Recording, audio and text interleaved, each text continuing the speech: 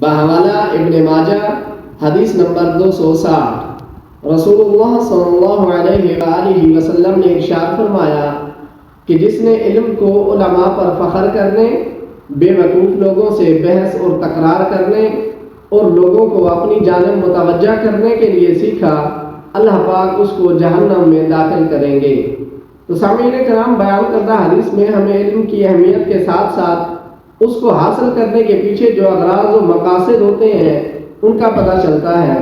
علم ایک عظیم لازوال دولت ہے، اور علم سیکھنا بھی خالص تن اللہ کی رضا کے لیے ہونا چاہیے اور دین اسلام کی اشاعت کے لیے ہونا چاہیے، یا لوگوں کی خیر خواہی کے لیے ہونا چاہیے، جیسا کہ ایک حدیث پاک میں آتا ہے الدین النصیحہ،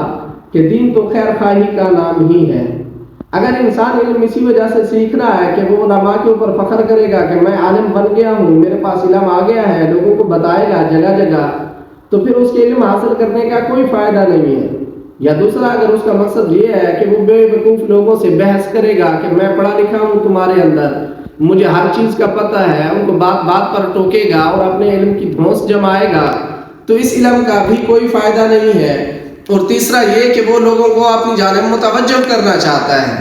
یعنی کہ پاپولیرٹی چاہتا ہے یا فیمس ہونا چاہتا ہے علم کا استعمال کر کے، تو پھر بھی اس کا مقصد ٹھیک نہیں ہے۔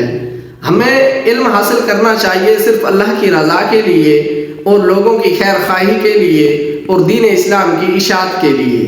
اللہ پاک ہمیں صحیح معنوں میں علم سیکھنے اور آگے پھیلانے کی توفیق عطا فرمائے، آمین۔